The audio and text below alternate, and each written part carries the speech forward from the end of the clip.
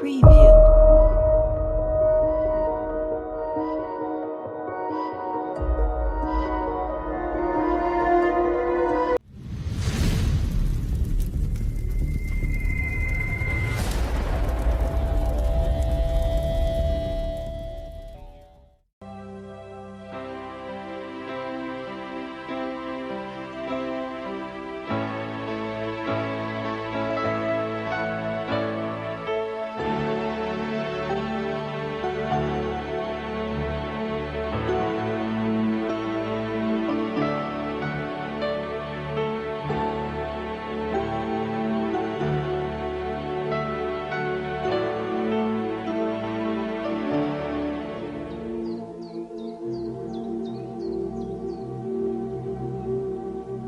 The ancient Indians of Peru were a highly advanced civilization who lived thousands of years ago in the jungle of South America. Their traditions speak of visiting spaceman. At their reservations are the amazing Nazca lines, which are etched into the earth and which are acknowledged as being aircraft runways and landing sites. Artifacts of great age have been found which closely resemble aircraft of today.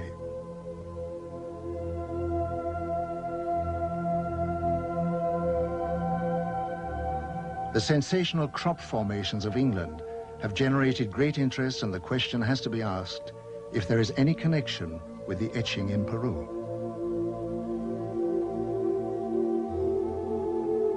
Ich kenne die Hopi-Indianer sehr gut. Sie leben heute in Arizona. Aber ihre alte Geschichte. I know the Hopi Indians very well. Today they live in Arizona.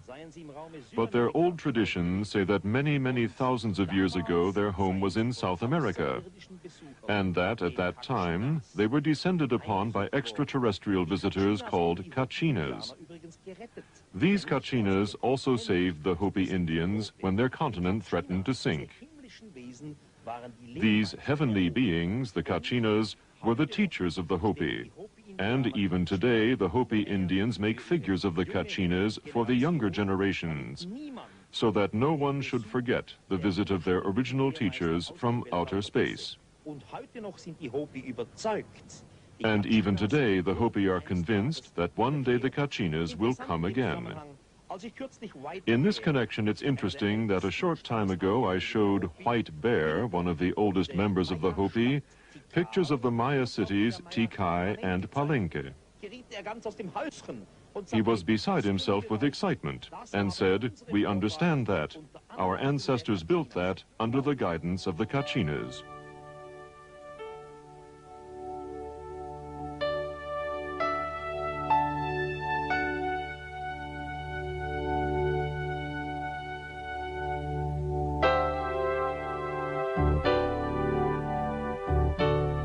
The great energy source of the cosmos can be extracted and focused to form a very potent electrical and magnetic power form. It is a power of great destructive potential, and the ability to control it can only be given to those of higher understanding and achievement. Such power sources were built into the Great Pyramids by another race thousands of years ago, when they needed recharging facilities for their spacecraft while on reconnaissance flights around the universe. The units were built within the protective framework of the pyramids to protect them from discovery. As the world focuses on the mystery of the Egyptian temples, our space probes have located similar strange pyramids on Mars. We have the very mysterious structures on Mars, pyramids, and particularly the large humanoid face looking into the Martian sky. All the investigations on Mars with the Viking probes show quite clearly that Mars has been in the past different. The physical makeup points to an ecological system. And the pyramids, again, really make quite clear that they cannot be possibly natural structures. I really believe that they are artificial structures. The human or humanoid face on Mars shows that if there have been visitors in the past, a long time ago, then they were humanoid. The readings of the early Bible told many stories of Earth being visited by heavenly teachers on blazing chariots who gave information of great wisdom. They told of how they had always been in the sky and would return one day. This is one of the prophecies of the Bible which was taken from the word of the visitors. How did modern man go about interpreting these holy clues?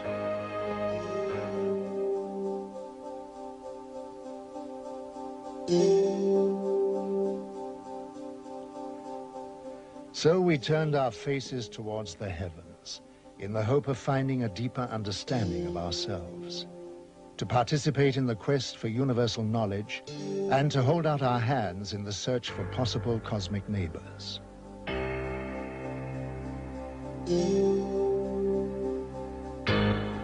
If we consider that most of the stars in the Milky Way are twice as old than our sun, 10,000 million years old, then obviously there may be highly advanced old civilizations which have developed interstellar travel.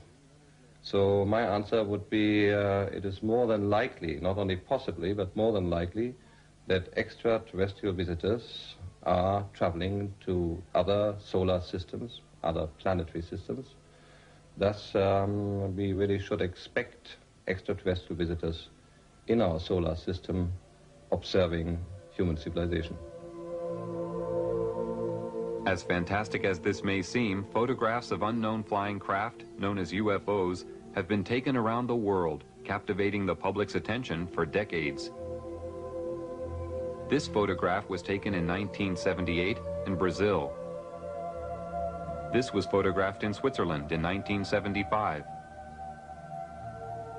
These two UFOs were also photographed in Switzerland in 1975. This was taken in 1971 in Austria.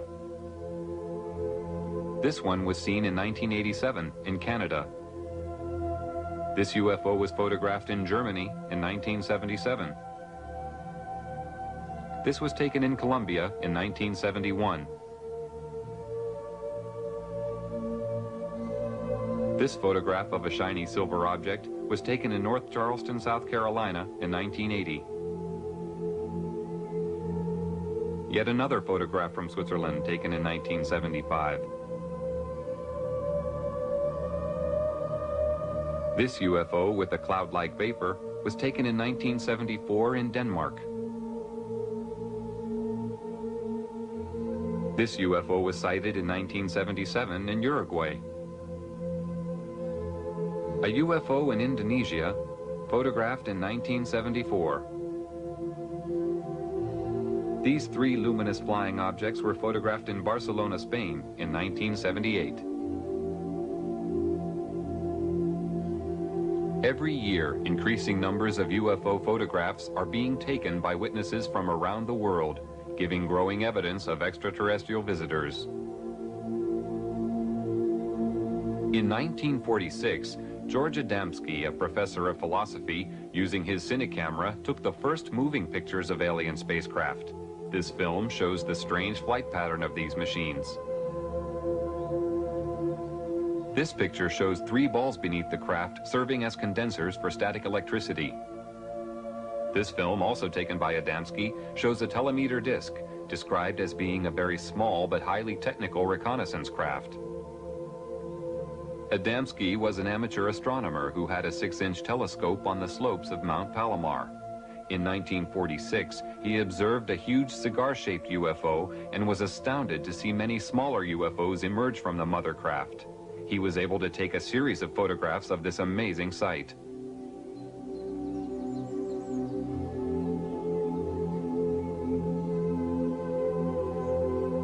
After taking many photographs of these alien flying machines, an event took place which would change the course of Adamski's life. On November 20th, 1952, he had his first contact with a human-looking alien visitor. Adamski was walking in a desert canyon in California when he came face-to-face with an extraterrestrial standing beside a landed spacecraft. The alien told Adamski that the meeting was not by accident and that he had come to give a message. He warned of the danger we were creating by exploding nuclear weapons. He said that the human race had no idea of the very powerful and deadly long-term effects we were creating, which could not only destroy ourselves, but also our planet, and that the continued use of such weapons could eventually endanger our cosmic neighbors. Adamski was asked to spread this message. The alien visitor promised that he would return and meet Adamski at a later time. Adamski was later taken for flights into space, where deeper, more meaningful messages were given to help the human race to understand another point of view of our world. Adamski devoted his time to spreading the visitor's message and was later joined by a Danish Air Force Major, Hans Petersen. Well, you see, after the contact in the desert, George had an inner feeling that this was not the end of it. On one of his flights, made more flights, but one particular he was taking on board a mothership, which is a very, very large ship, who is taking all the other vehicles into our atmosphere. And in there, he met a lot of people, and he met an old man, so to speak, a wise man, who told him a lot of why they were here and what we did wrong here on Earth. And after these experiences, George wrote a book, Inside the Spaceships. In this book, Adamski described in detail the very advanced technology used in the spaceships, including technical information on the magnetic and gravitational propulsion systems, which work on a power found throughout the universe. He also described a magnetic pole running through the center of the ship that was also a very powerful periscope, which could observe both above and below the craft with great magnification. Adamski's alien friends gave him a pendant to wear around his neck and was told it would increase his telepathic abilities and enable him to maintain contact with them. Another witness who was truly shattered by his experience when he saw and photographed a UFO was Dr. Daniel Fry.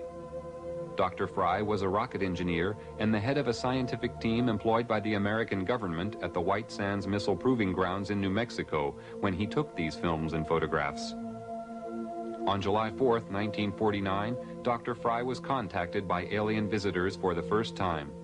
They informed him that mankind lives in danger of total self-destruction through means it had created itself, and that Earth technology was advancing faster than man's ability to control himself.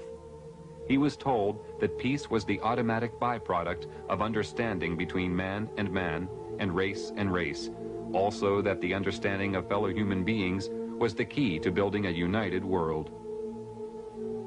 The most significant experience that I had is probably the finding out of the major purpose for this invasion, so to speak, was to keep this planet alive, that we're approaching an area of controversy which could result in the displacement of all humanity, because we had learned how to do that without learning how to get along with each other.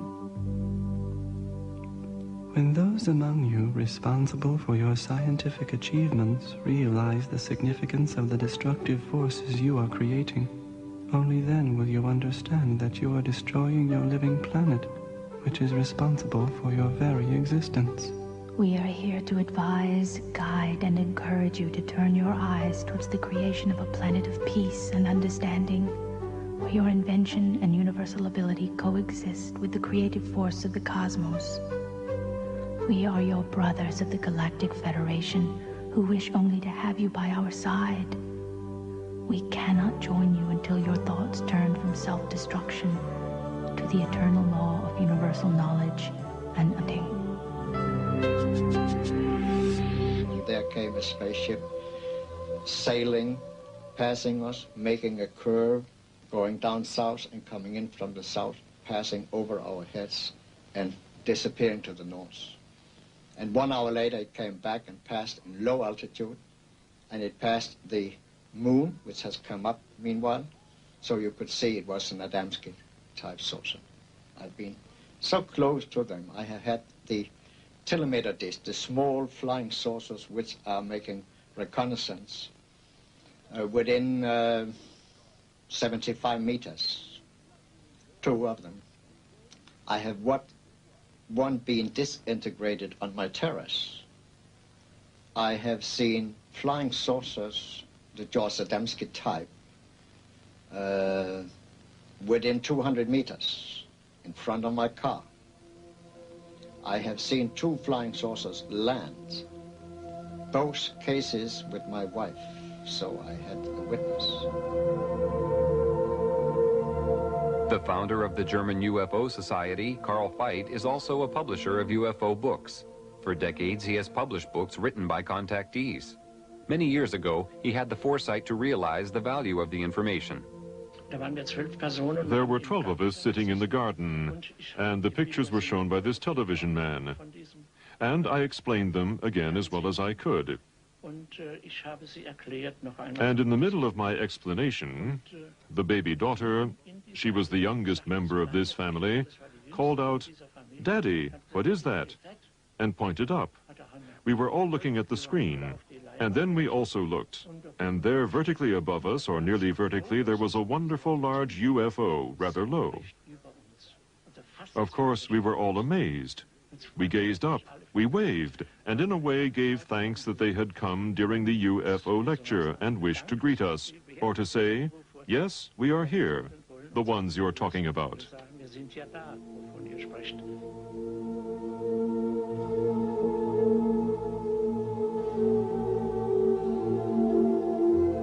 Tony Dodd is a retired British police sergeant who had a close encounter with a UFO.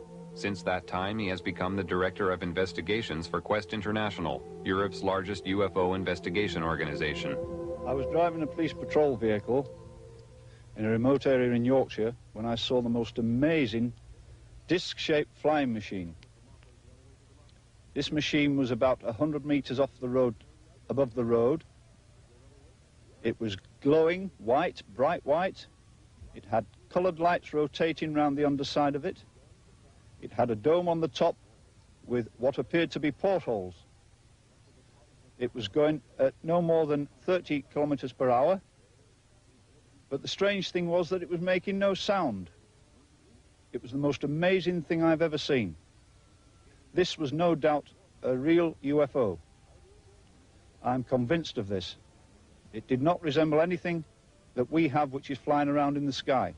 It had an effect on my police car radio. It blanked out the transmissions with a very heavy static effect. The object moved away from us and disappeared into the distance and appeared to land in a forest on a hillside.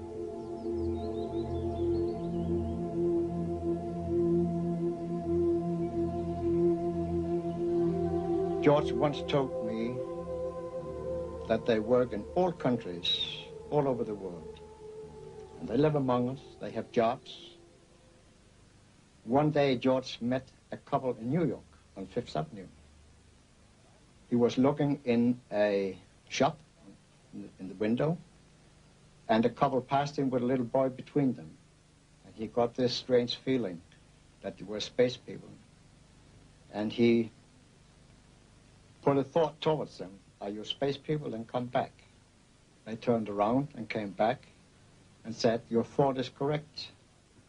Adamski was given insight into the purpose of his life by his extraterrestrial friends.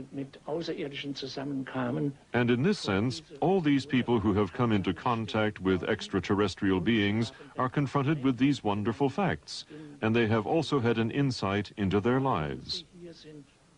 Why they are here. That's what was also said to George Adamski, that he should, so to say, be a pioneer in the field of ufology, because in the development of the human race, we now face great, higher problems. Our first face-to-face contact with a member of your race in modern times was a man called George Adamski.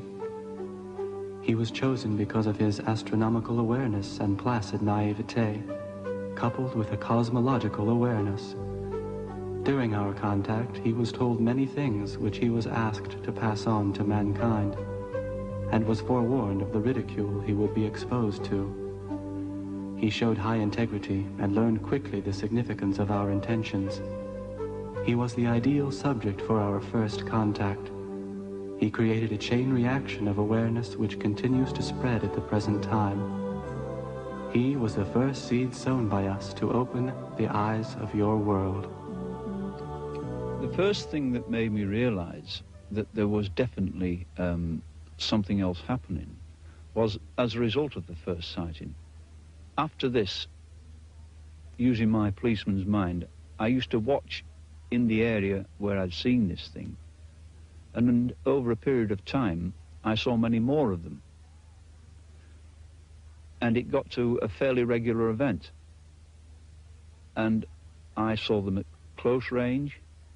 I saw them doing aerobatics, almost on occasions as if they were doing them for me, on very remote hillsides. And then on one occasion, one came past, it flew over my head, and I flashed a light at it. And this thing turned round and came back. And as it got above my head, this was only about 25 feet above the ground. It had a long light on the front of it, a long elliptical shaped light. And as it got to my position, the light increased in intensity, went down, and then increased intensity and went down again, almost as if it was signaling me back. And then it turned and flew off again. I knew at this time this was an intelligently controlled machine who was acknowledging my signal. I was certain before this time that there were alien craft flying around, but this particular incident really convinced me of this. So where are our alien visitors coming from? Or is it possible that they've been here all the time? If so, where? Military and civil airline pilots from around the world have constantly reported having the most unusual experiences in the skies, including contact with UFOs. On September 19, 1979, a UFO followed a military aircraft over Germany. This is a close-up of the object. This B-52 Canberra bomber was flying over Edwards Air Force Base in California in 1954 when a UFO was seen near the aircraft. Here is a close-up of the UFO. Many pilots flying B-52 bombers reported seeing UFOs. This one was photographed at 12,000 feet in June 1966 over Utah by aircraft pilot Williams. An aircraft over Venezuela had a close encounter with a UFO. This photograph was taken from the plane. In June 1976, the British Airways Concorde was being filmed in flight when a small UFO appeared. After maneuvering around the plane in a manner that indicated intelligent control, the UFO flew off at great speed. This was witnessed by the whole crew. Here is a replay in slow motion.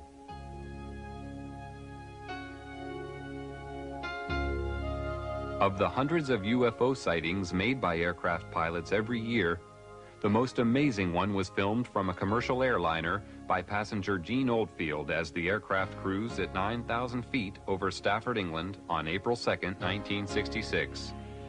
The film clearly shows the ability of the craft to perform maneuvers and feats of acceleration far beyond our present comprehension.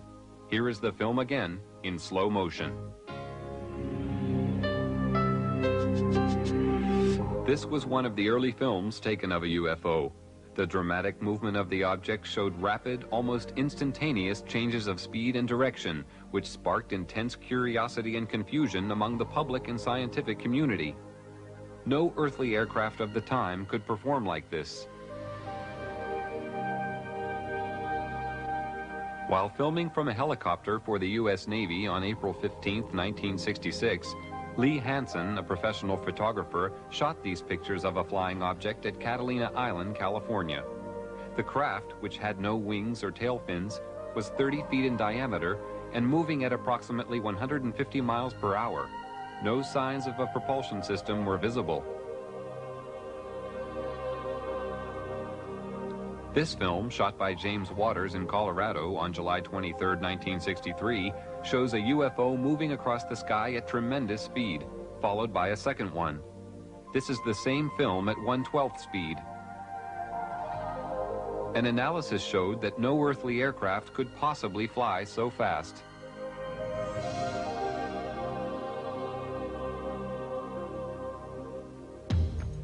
In late December 1978, a record number of UFO sightings were being reported by radar operators and pilots in the area of Wellington, New Zealand.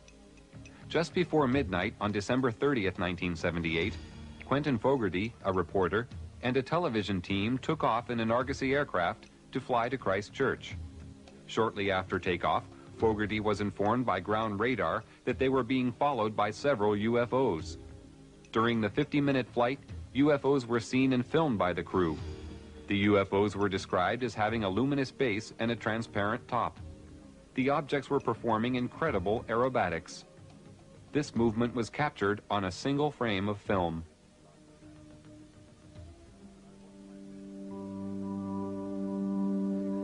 We have been present in your skies for hundreds of Earth years, but because of camouflage devices, you have been unable to observe us.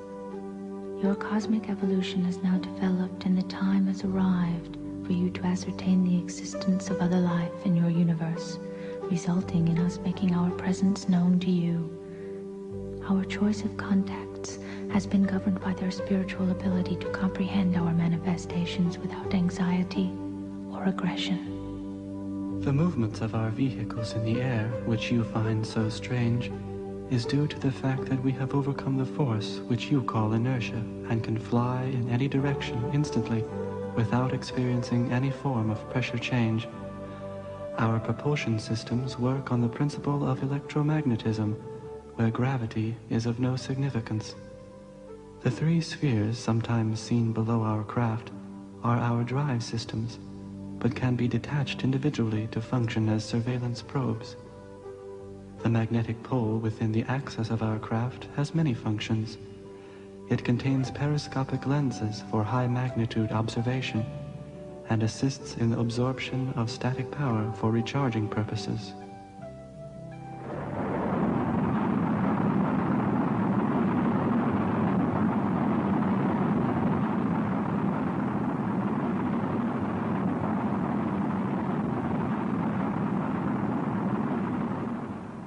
It seems to me quite clear that a humanoid civilization will very likely try to find other humanoid civilizations in the Milky Way, if we just take the Milky Way as our place for travel.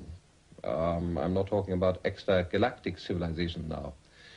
The possibility of finding humanoid civilizations would always be of interest. Just like our astronauts, if we send them away in the search for life, will very likely try to find life which is a kind which is similar.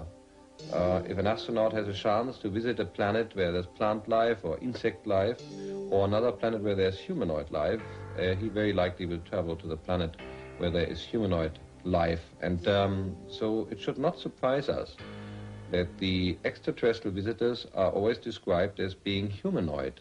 The following sequence of photographs and film was taken by the astronauts. While in space, they had many encounters with UFOs that are now being revealed for the first time after decades of secrecy.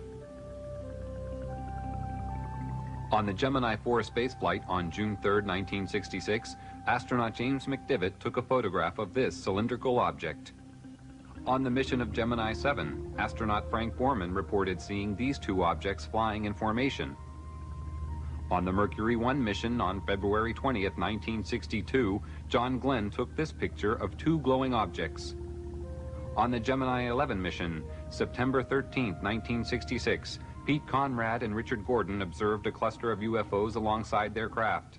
They described them as large and very bright. During the Apollo 11 mission in July 1969, Neil Armstrong and Buzz Aldrin saw these two UFOs, which were in orbit around the moon. The astronauts filmed the extraordinary glowing objects from the Apollo 11 spacecraft and reported to Johnson Space Center in Houston, Texas, that the UFOs even accompanied them to the moon. Many astronauts made their own private films while on space missions. This film, shot by James McDivitt in a long sequence, shows the remarkable aerobatic ability of UFOs. The astronauts faced UFOs so regularly that they became part of their everyday life. Because of restrictions, however, they were unable to describe their encounters to the public. One of the first to break the silence is former astronaut Brian O'Leary, a professor of physics and an astronomer from Princeton University, who comes forward for the first time to speak of the reality of visitation from out of this world. What I do know from my own experience and from scientific investigations and experiments is that UFO phenomena and a range of other events are part of our reality, as incredible as they may seem. Jetzt war es dann endlich soweit. Der erste Mann war auf dem Mond gelandet. That's one small step for man, one giant leap for mankind. During their moonwalks, a giant glowing UFO hovered above their heads. While in orbit around the moon, a huge object remained in view for a considerable amount of time before it suddenly disappeared. This UFO was seen above the landing site. This cigar-shaped UFO was photographed from the orbiting space module. Down to the bed. And that may have been a small one for Neil, but that's a long. On this very first trip into the unknown, the astronauts repeatedly reported to Mission Control that they were being escorted by unidentified flying objects. After landing on the moon, the astronauts stated that the UFOs were still present in the distance, hovering near a large crater. They were well aware that they had been observed throughout their entire mission. It's also like sundown again. Yeah, powder. I was strolling on the moon one day in a merry, merry month of December. No, May. May's the month. May, that's right. May is the year of the month. When, much to my surprise, a pair of lovely eyes. Hello, Ryan. It's Houston. Hi there. We lost you for a while. Yeah, we sure did.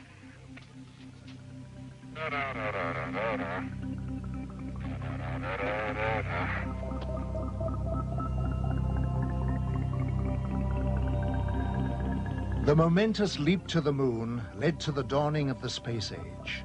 Space travel opened up endless opportunities for mankind to explore new frontiers. NASA's plans are already well underway for colonies to be developed on other planets, beginning with Mars. Very rarely enter the Earth's atmosphere, but on one rare occasion, this remarkable film was shot of such a ship flying at low level over Germany in 1980. The object was seen by other witnesses in a nearby village who reported seeing 3 smaller craft emerging from the larger one. They stated that the craft was at least 100 feet long. This film of a cigar-shaped mothership was taken in Rhode Island, America on June 3, 1967.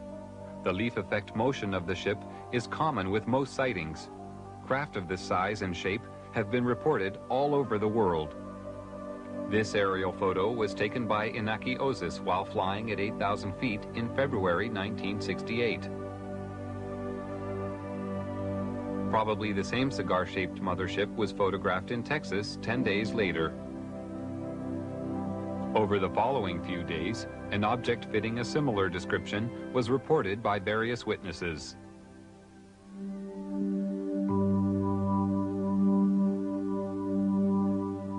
Life aboard our motherships is ruled by a mixture of self-discipline, love of each other, and the merging of all spirits into one. Every need is catered for in respect of rest, recreation, and meditation of the soul.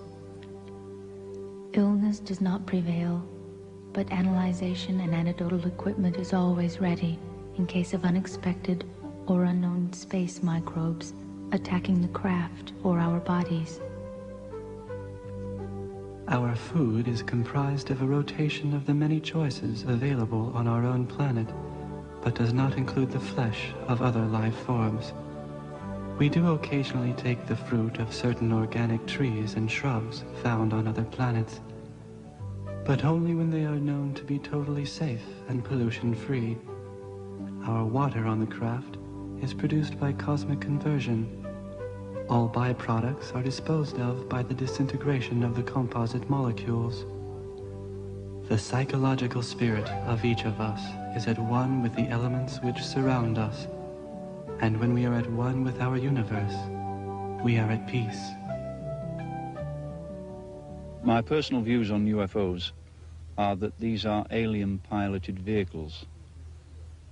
When I say alien, I mean alien to anything we know. That possibly they come from other worlds, but I think it's highly likely also that they come from other dimensions, other time spheres.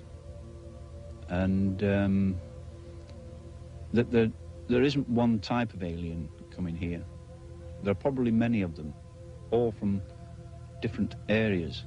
When people report these things, we get such a variety of things reported, so many shapes, so many forms, and this appears to cause the confusion because there is such a variety of these things. But really speaking, if these things are visiting us from a whole host of different areas, one would expect them to be different forms, different machines, and I think this personally is the answer to it.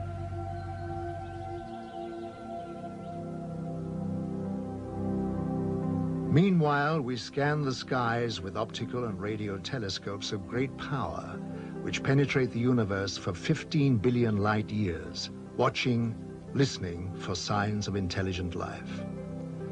Large numbers of people on Earth wait and watch in the hope that one day they may be contacted or visited by visitors from space. In Russia, a large crowd of people who had gathered to watch a famous singer being filmed saw more than they had bargained for when a UFO suddenly appeared above their heads. The camera crew quickly focused their camera on the object and recorded an aerial display that lasted several minutes.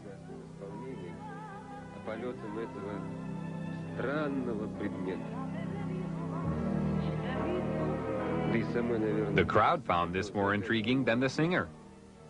Even she eventually stopped singing to watch the UFO.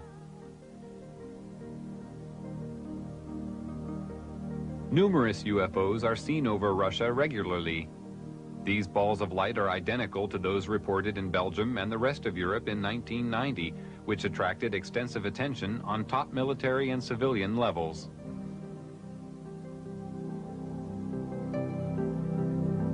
In April 1990, this cigar-shaped UFO was filmed over Russia by an amateur. These flying objects are now acknowledged by the Russian military as being alien flying machines.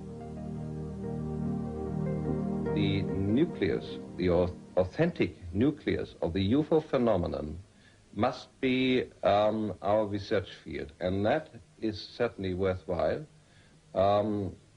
However skeptics may talk about the UFO phenomenon, whether they call people who have encountered psychopaths or even scientists who concern themselves with UFOs as cranks, we simply have to accept, if we inform ourselves, that there's a small percentage of absolute authentic cases which represent the UFO phenomenon. And we must continue to investigate this nucleus. It will be worthwhile. When I first saw my UFO, I always quote my UFO now, you've got to bear in mind I was dealing with something like this with the clinical mind of a policeman. So my immediate reaction was, well, what makes a thing like this tick? How does it go? How can you get an enormous machine like this which doesn't make sound? Why does it look so beautiful? Why did I see it? Why was it there? There's so many whys. And I knew I had to find out answers to these things. It was very, very difficult. There was no easy way of finding an answer to something like this. But it seemed to me that things naturally came my way. I started to receive reports from people as it became known I was interested in this subject. And then I had so many other incidents following this of close encounters. It was quite amazing, really, because these things seemed to know where I was, even when I wasn't on the initial hillsides where I found them. I had occasions when I would be driving down a country road, then suddenly one of these things would be in the sky, flying alongside me very close. And it was almost a cat and mouse game. And I had nothing but no fear, never any fear, because there was never anything directed towards me which would indicate there was any hostility. And so I got a sort of affection for them. I had to keep thinking, what kind of technicians put something like this together? Because it was such an amazing thing. But I knew that this thing was not from here. For the past 45 years, people from every country have reported seeing UFOs. The descriptions of these objects have been all too similar, despite the fact that the witnesses live thousands of miles apart. Witnesses include astronauts, pilots, scientists, and police, even presidents of the United States. Jimmy Carter and Ronald Reagan have spoken openly about their seeing UFOs. Since 1945, an estimated 5 million UFO sightings have been reported from across the world. Most sightings are of singular objects, although many are of 2 or 3. In some cases, large formations have been spotted. The greatest number of UFOs usually appear after 9 p.m. Although a large percentage of these sightings can be explained as natural phenomena, many cannot. Thousands of people are asking questions. What are these UFOs? Where do they come from? Why can't I see one? Why are they here? And more people want to communicate with the extraterrestrials, to learn more about them, get to know them, to understand. The 20th century, the winds of change began to blow. Events were to take place which would change the course of mankind forever. The atomic age had arrived.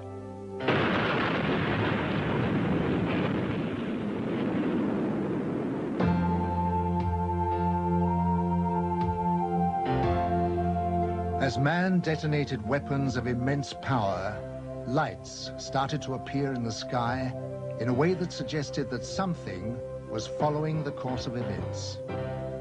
The shattering thought imposed itself that we were perhaps not the only inhabitants of the universe. Since the beginning of civilization, we had been watching the stars, never dreaming that they, in turn, might be watching us. History was about to change.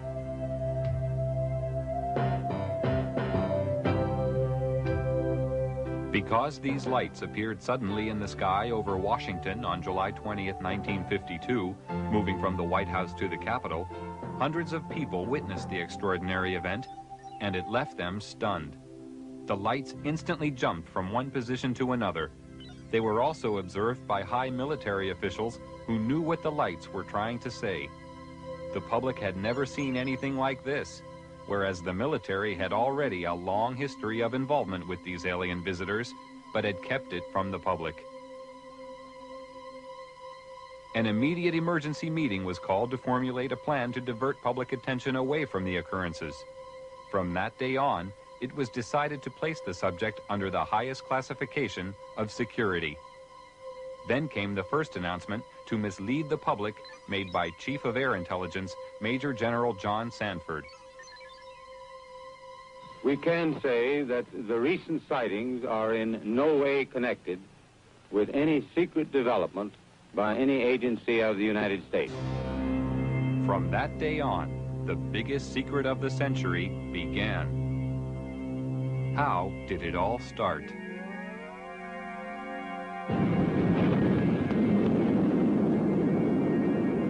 After the first atomic bomb was detonated, More tests were made of the effects on the environment and human subjects to gauge the degree of contamination unleashed. No knowledge of the devastating long-term effects existed at this time. Here in New Mexico, an Army base close to a small town called Roswell became the focus of attention on July 2, 1947, when Bill Brazel, a farmer, found a crashed disc-shaped craft on his land. The military arrived on the scene and quickly isolated the spot when they found debris scattered over a wide area. They also found 4 dead humanoid alien bodies who had been ejected from the craft. Because of many recent UFO sightings by the military, they accepted the existence of visitors from outer space who obviously possessed a technology which was far beyond our understanding. Now, for the first time, they had tangible evidence and were eager to learn its secrets. Roswell was the home of the 509th Bomber Wing, the sole American atomic bomber group. Major Jesse Marcel, an Army intelligence officer, was engaged on the recovery operation and asked Walter Haught, the Army Public Relations Officer, to prepare a story for the local newspaper. He told me to prepare a release with basically the information that he gave me over the phone. When it was done, to take it into community and hand deliver it to the 4 news media we had in Roswell at that time, which is what I did. The story was published in the local paper. The news was also prepared to be aired by the local radio, but Judd Roberts, the radio station manager, was warned not to broadcast it. Sorry. The question that we ran into is the very next morning, some friendly person, probably from Clinton Anderson's office, called us from Washington and said, we understand that you have some information, and we want to assure you that if you release it on this matter, because it's not supposed to be released, it's very possible that your license could be in jeopardy, and so we suggest that you not do it. And he said, when I mean in jeopardy, like maybe 3 days. Preparations were made at Roswell Army Base for the transport of the wreckage. Robert Shirkey witnessed the secret handling of the parts. They came in the front door, straight down the hallway, and right out onto the ramp to climb into the airplane. And these were the people that were carrying parts of the crashed flying saucer at that time, UFO today, that I got to see. And that was the only thing I got to see. And it was very short, very quick. Colonel Blanchard, in order to get out of their way, had backed into the doorway of the ops office. And I stepped up to him and I said, Colonel, turn sideways. I want to see too. On instructions from the Pentagon, Thomas Jefferson DuBose and General Ramey created a cover story saying the crashed object was a weather balloon. We used that in order to assuage the curiosity of the press. The wreckage was loaded back onto an aircraft and flown out under cover of great security and secrecy to Wright-Patterson Air Force Base. The pilot kept silent for several years, but informed his wife after the story appeared in a newspaper. I guess now that they're putting in the paper, I can tell you about this. I wanted to tell you for years. He said, I want you to read this article because it's a true story. And I not only know that it's true, but I'm the pilot who flew the wreckage of the UFO to Dayton, Ohio. Wright-Patterson Air Force Base was considered the most technologically advanced research center in the United States. The wreckage of the Roswell crash was dismantled for analysis. The matter was considered of such importance that the orders came directly from President Truman. Under the cover of the CIA, Truman created a group called Majestic 12 for dealing with and covering up all information about UFOs. President Truman gave the task of handling UFOs only to the highest-ranking generals. After the Roswell crash, a special group of scientists was formed and facilities built to be prepared to deal with any further UFO crashes which would occur. Wendell Stevens was a lieutenant colonel in technical intelligence in the U.S. Air Force and is now a UFO investigator.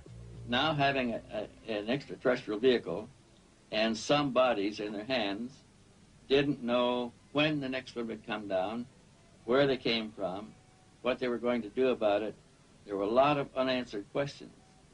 And the United States was in a turmoil at the time administratively because we were shifting from a war economy and a military-industrial command structure to a civilian structure. So the military was still dominant, and they wanted to keep control of this until they knew what was happening. So they created, and remember, General Marshall was our Secretary of State at the time. He was a four-star, a five-star general. These people selected certain representatives from the military-industrial complex that they controlled, generals and admirals and certain scientists that worked with the military and worked with industrial planning. These men were designated as a task force to take charge of any event that followed. And one did. Almost a year later, on the 25th of March of 1978, the next one came down, 1948, the next one did crash, and it came down under observation by radar, so that we knew where it landed at the time that it struck the ground, and a helicopter was over it in less than an hour. It reported what it observed, and the plan generated by these people from the military-industrial complex after the Roswell crash was immediately put into place. All of the generals and admirals and advisors and scientists were contacted and ordered to proceed to a base in Colorado, where they were picked up and driven to the crash site. Now, all of these men have gone to the scene to see for themselves what an alien vehicle looks like, and they were going to advise General Marshall directly, who was controlling everything from a remote position from telephones, on how to proceed. And when an operation is that big, you can't cover everything up. We discovered that the owner of the property where the vehicle came down was arrested in his house with his family, and they were kept in the house for 4 days, not allowed to go outside or anything. All the roads in the area were blocked. All access was closed. People that lived close enough to know something about it were kept in their houses. Now, if it never happened, then this evidence wouldn't exist. But now we are finding solid evidence that something strange did happen and that these events actually took place.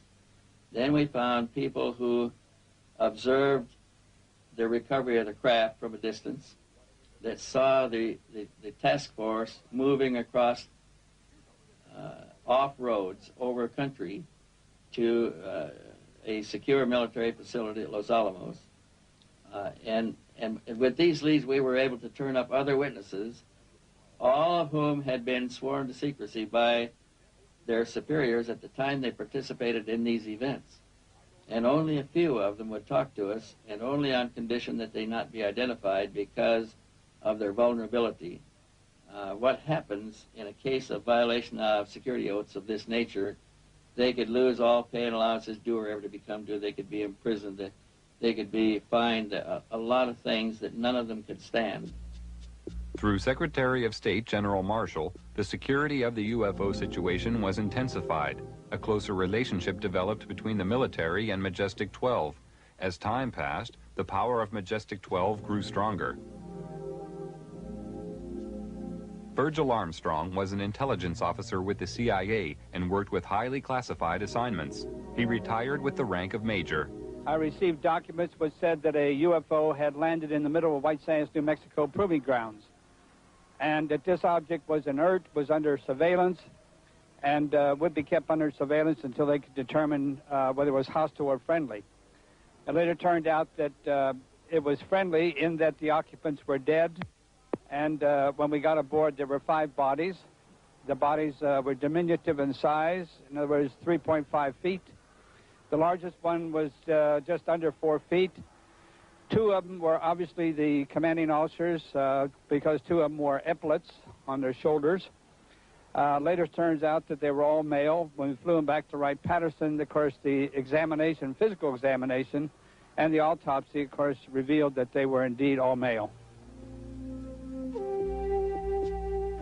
From descriptions given by several witnesses, the aliens have very large eyes, a small nose, and a small mouth.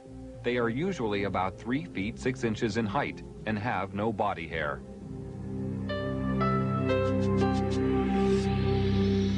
Ordered a heightened level of security after the capture of a live alien from a UFO which had crashed. Because of the ever-increasing numbers of UFO sightings at the time, it was decided to create a project called Blue Book, which was designed to suppress public knowledge and create an atmosphere of ridicule around the subject of UFOs. Professor J. Allen Hynek was a professor of astronomy and an astronomical advisor to the United States Air Force on their UFO educational program. And I know the job they had. They were told not to excite the public. Don't rock the boat. And I saw it in my own eyes happen that whenever a case happened that they could explain, which is quite a few, they made point of that and let that out to the media. Things that the cases that were very difficult to explain, they would jump handsprings to keep the media away from it.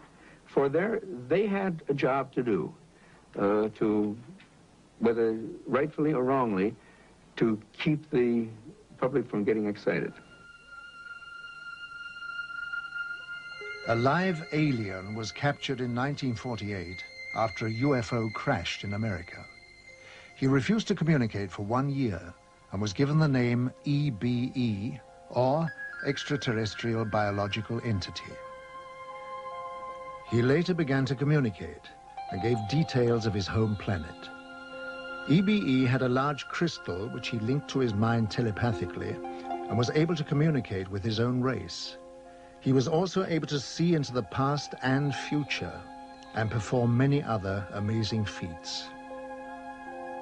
He told of believing in the universe as the supreme being and stated that his race lived in harmony without wars and had nearly eliminated all diseases. He said they lived to approximately 800 years of age and that their technology was far in advance of ours. The authorities were amazed by the things they were shown through the crystal. EBE was able to communicate with huge spaceships which were holding orbital positions thousands of miles from the Earth. He told them that their craft were capable of reaching areas in the universe beyond our imagination, and that they were operated by thought control coupled to biological computers, and consequently did not have any control systems as we understood them. He talked about his planet and how their technology had created a system where everything was self-functional and did not require a workforce to operate it, and that everything was monitored from a central control system. He said that technicians were present there. He said their power source was eternal energy from the cosmos. He told them that his race didn't have a government like Earth, but a society governed by wise elders who sat in council to make decisions of policy. They did not have a monetary system because the needs of the people were catered for by the Federation, which made them all equal. At the request of the aliens, a meeting was arranged with President Eisenhower in 1954. It took place amid tight security at a secret location.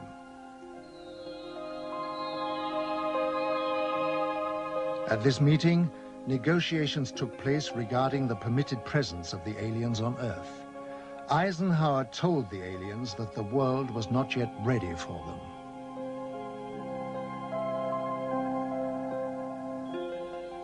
Eisenhower witnessed an alien demonstration of technology and power at Muroc Dry Lake, which is now called Edwards Air Force Base. I believe we made a deal, and the deal was that in exchange for super technology, super weapons technology, we would agree to ignore the abductions that were going on.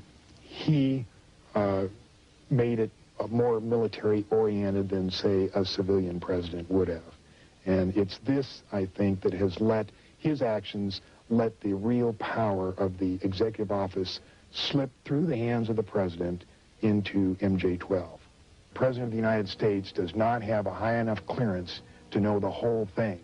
And it's interesting to note that above top secret, there's 38 levels of clearances.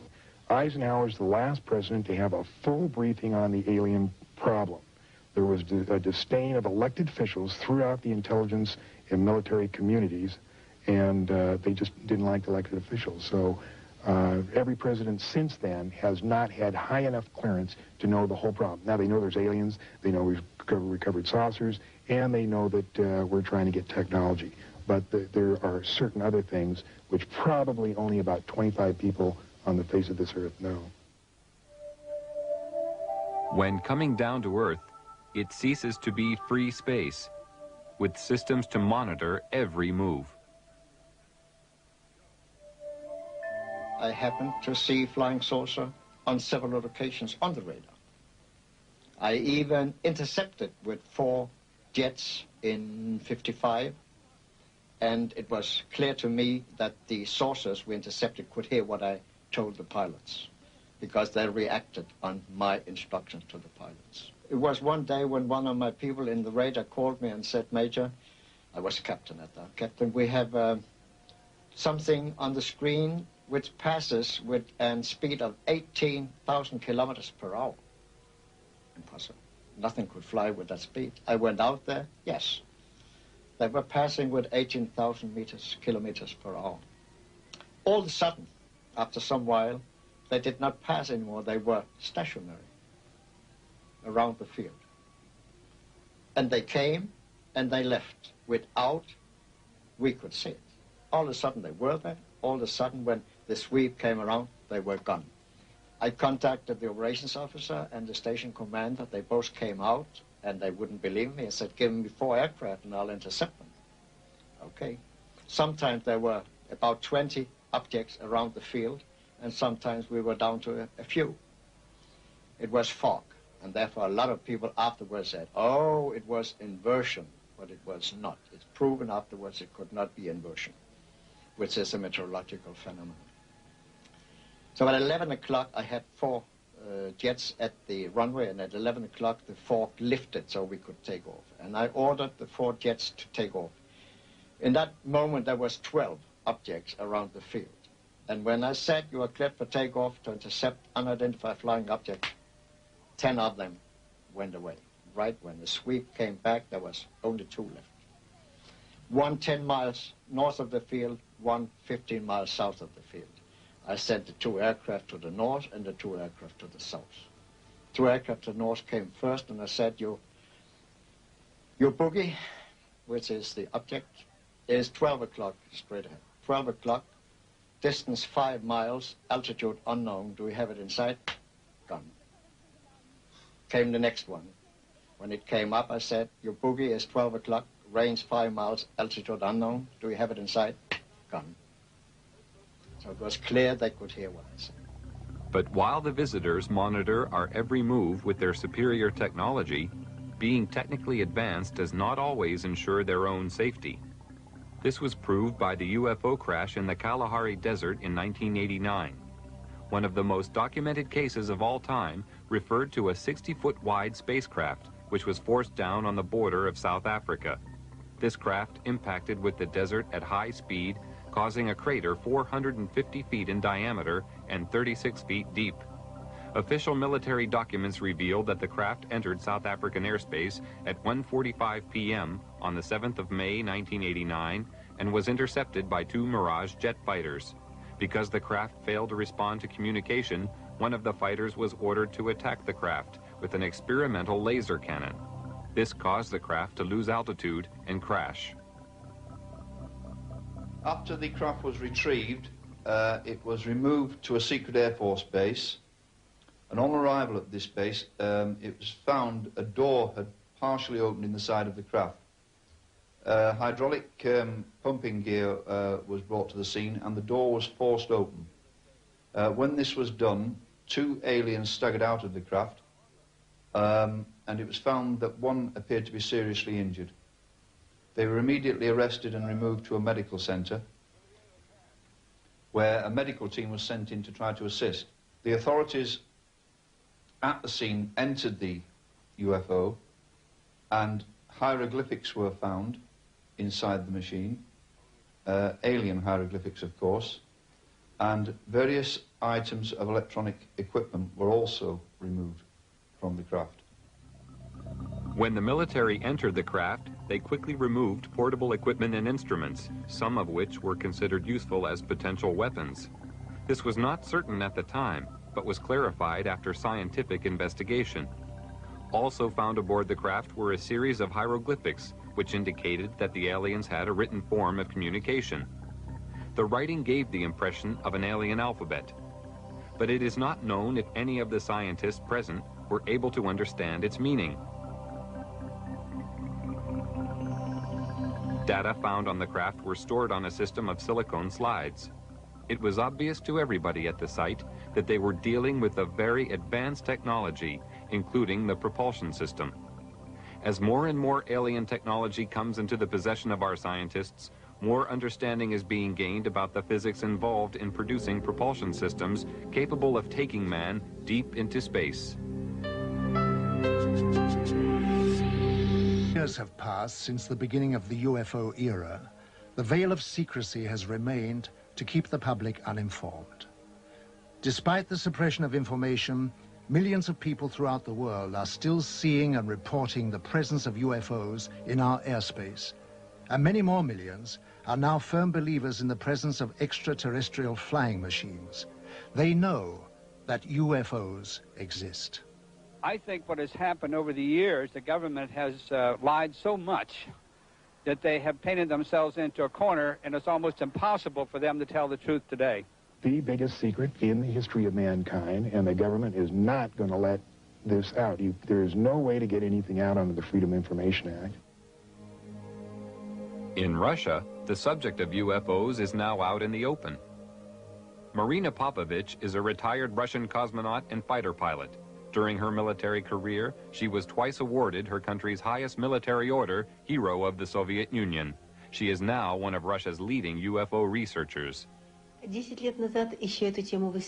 10 years ago, people only made jokes about this subject.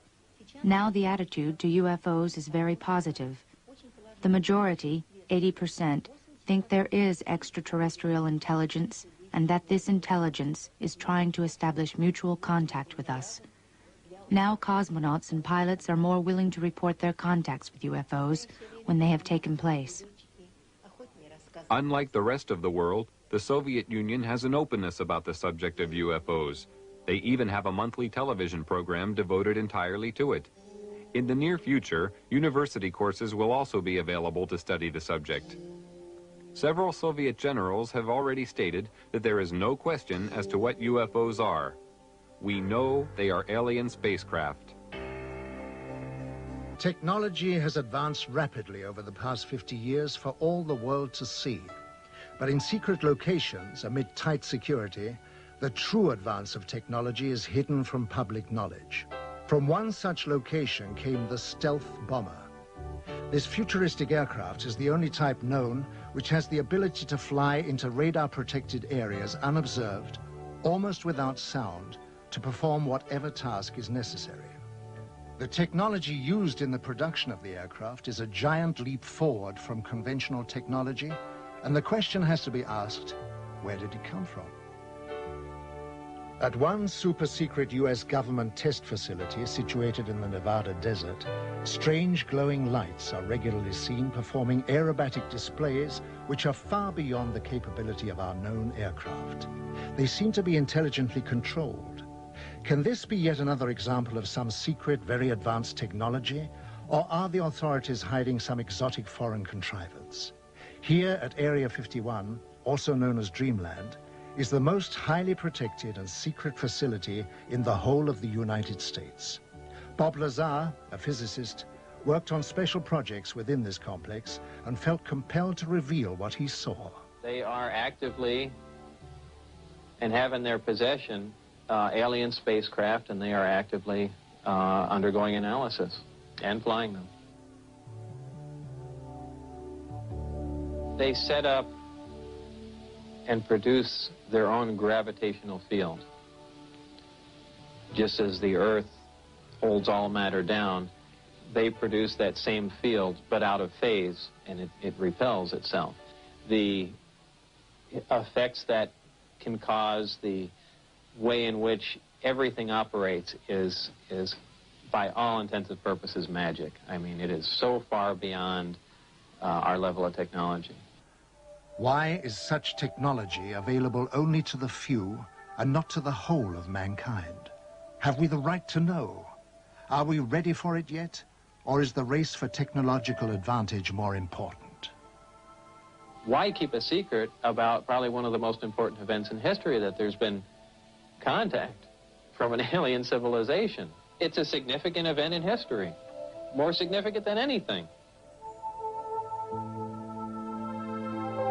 With the tremendous distances involved, travel to the stars would seem impossible. But with man's endeavor and resourcefulness, these problems will be overcome as they always have been in the past. Scientific estimates tell us that there will be a breakthrough in space travel in the near future. When the boundaries of distance break down, the Earth will become our home, the universe our world.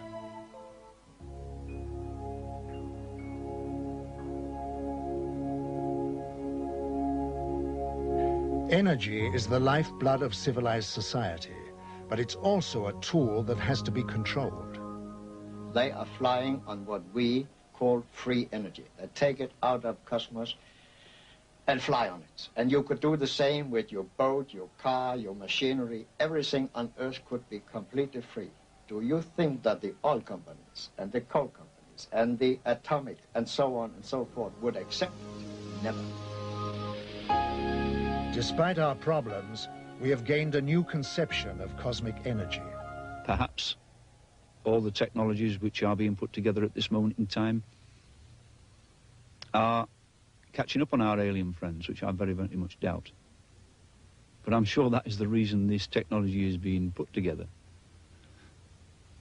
You've got to realize that things are not always as they seem. And once we can get out of this thinking, out of this box we're in, that there is something more than what we are being taught, what we have learnt. There are things outside the scope of this. Then I think you'll begin to see the potential for people from out there visiting us. And not just now, not newly visiting us, but have been visiting us for hundreds of years. Our presence within your solar system is to observe the evolutionary progress and environmental changes occurring not only to your planet, but to its people. Using a special observational technique enables us to foresee potential difficulties which may arise, and if necessary, give you advice on the course of action you need to overcome it. To achieve these aims, we employ the use of many types of monitoring equipment, each with the responsibility for a different area of scientific investigation. Our use of telemeter discs of all sizes as remote-controlled sophisticated recording and analyzing vehicles is one of the many types of drones. We observe every aspect of your world and its inhabitants, from the environmental changes and pollution levels to the microbiological disease potential of mankind. Our techniques also enable us to record and analyze thought patterns, and therefore anticipate man's course of action before it is taken. There is nothing about your world and its people we are not aware of. In the last few years, there is an evolution in the whole extraterrestrial problem. An evolution so far that the sightings and the encounters become more concrete. We accumulate more and more cases where we get more and more information. More information is released by the governments. We know now that there was a cover-up for so many years. We have always speculated about this cover-up. Now we have proofs. We know that the secret services, not only in the United States but in other countries, have really fooled the public. And very likely extraterrestrial visitors know about this plot. And it is not surprising that in the last years more concrete information is released. Probably this may be a preparation for official contact. Perhaps it's in the interest of extraterrestrials to establish contact because humankind is in a very difficult position. This does not imply that we must depend on extraterrestrials to save our planets. We have to do it ourselves. But nevertheless, we are in a phase where we possibly take the next evolutionary step, a step that is so important because it will decide whether we will survive or simply vanish. A circular, shiny object passes in flight. You think to yourself, so the stories are true. What should we do? I'm absolutely convinced that there is a mutual origin of humankind, of human beings, and some of the extraterrestrials which come and visit Earth. I have various reasons to maintain this point of view. There is a group of extraterrestrials which are really identical with human beings in their size, in their physical look, and their physical makeup. If we take the reports of witnesses seriously, and I do. There are quite a number of cases where these extraterrestrial visitors have made remarks confirming this point of view. They do not officially land in Washington or in Moscow or in London, but they're simply seen rather unobtrusively in such a way that the media is arguing constantly whether UFOs exist or do not exist. We know that they do exist, at least a small nucleus. And whatever their intentions are, I'm sure there's a development in the last few years that it will not be long until we find out.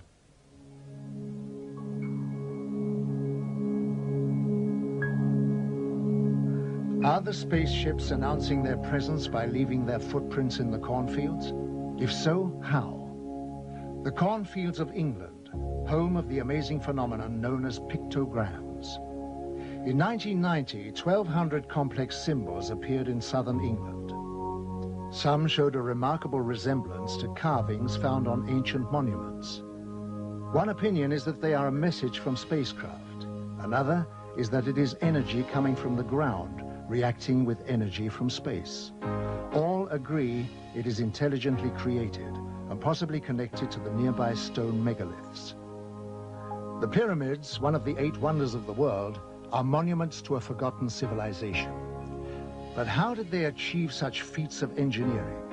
And why are there identical structures on Mars? It is said that the pyramids were built by another civilization for the purpose of containing energy devices to exchange cosmic energy. The pyramids acted as a focusing device to focus energy on the planet at the zenith, which is in exact alignment with the Pleiades. Some people have had contact with beings from the Pleiades who told them that they were here to help us. When asked, why do you help us, they said, "We would like to tell you about the importance of cosmic law, to live by it, not to neglect it. The greatest gift to yourself is to understand yourself through cosmic law.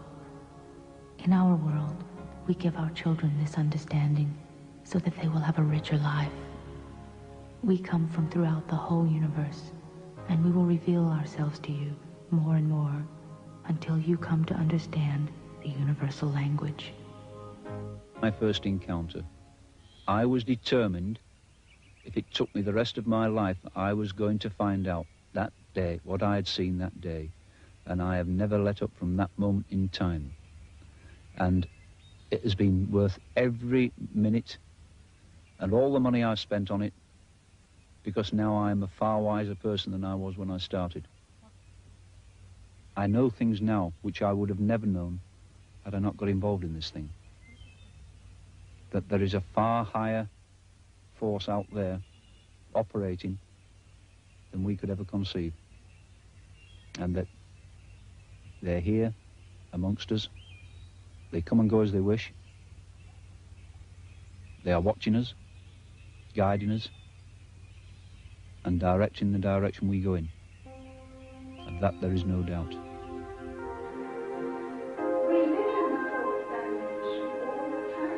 Elizabeth Clara is one of the most important alien contact cases of all time.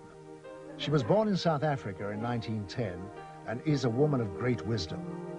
Between the years 1954 and 1963, she had many meetings with another race.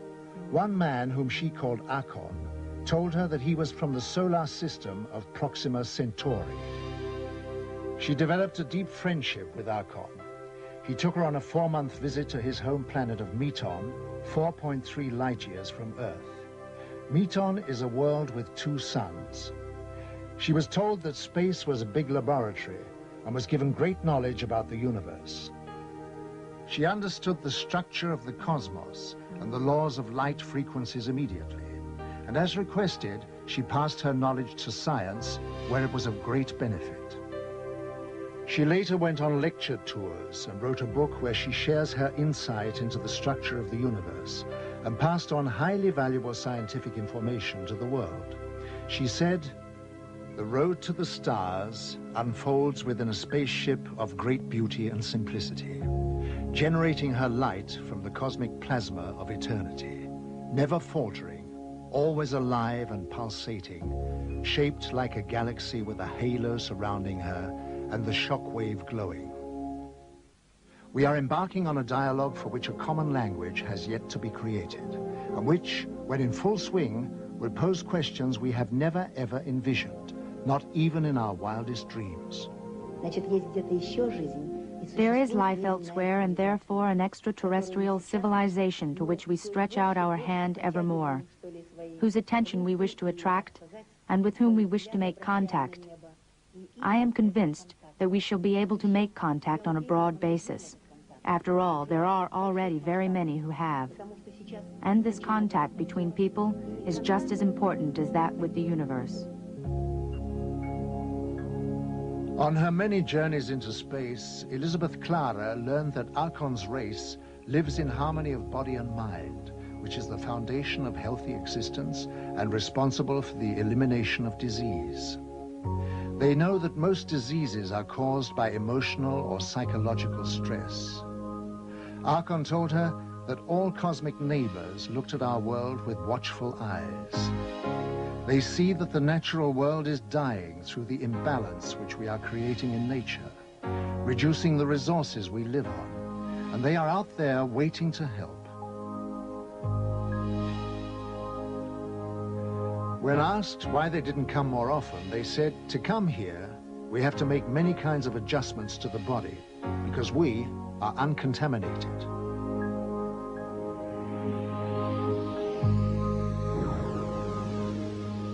This spacecraft was seen coming out of the sea near the Canary Islands. UFOs have been repeatedly seen rising out of the water throughout the world. It is known that they are using their advanced systems to help the world to decontaminate areas of high pollution. For instance, green fireballs are appearing in areas of high radioactivity for the purpose of neutralization. Many contactees are told that help for the Earth by our alien friends is allowed, but only to a certain extent, because they cannot interfere, since we all have a free will. This is a cosmic law.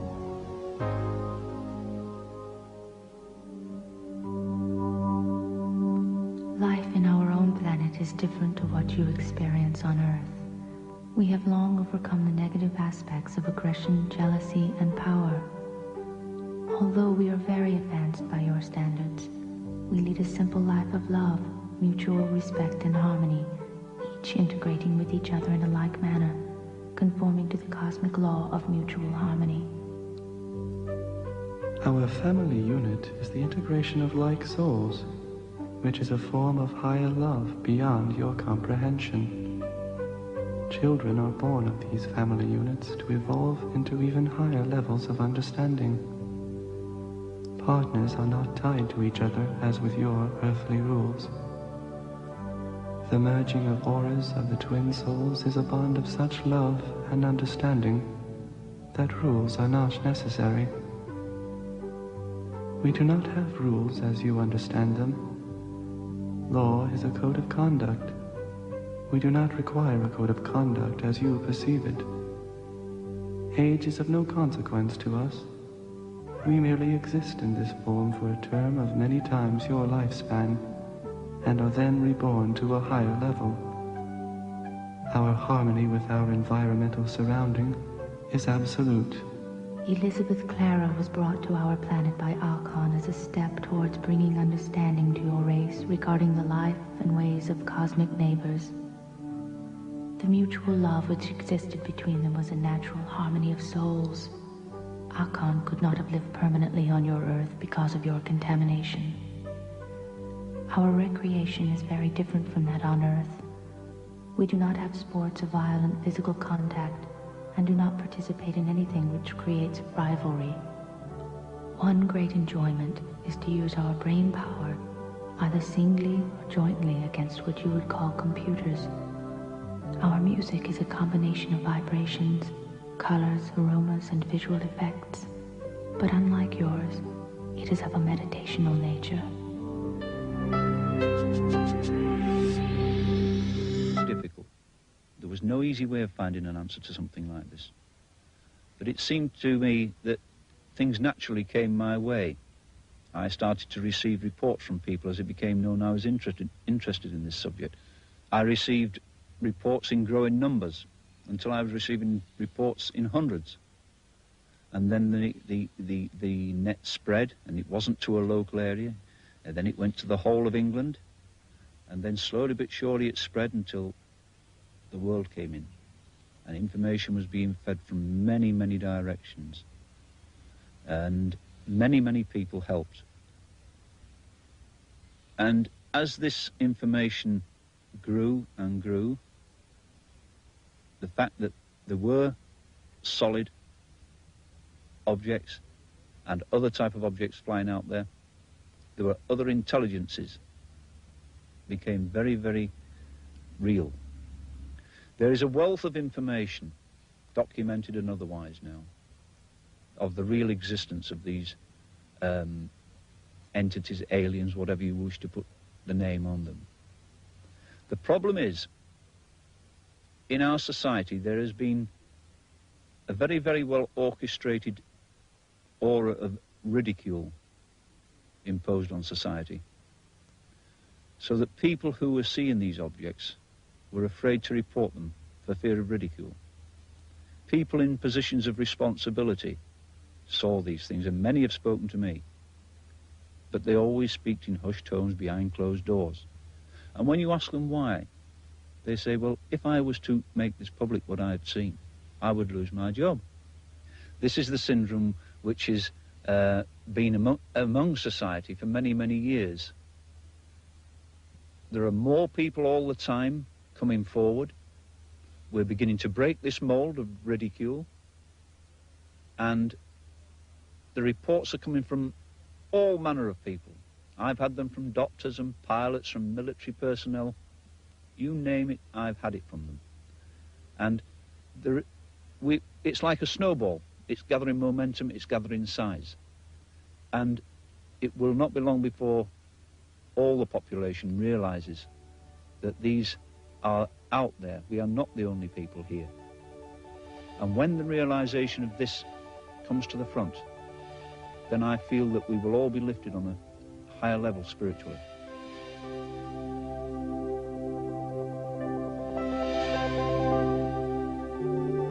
Man is beginning to respect the universe and the laws of the cosmos.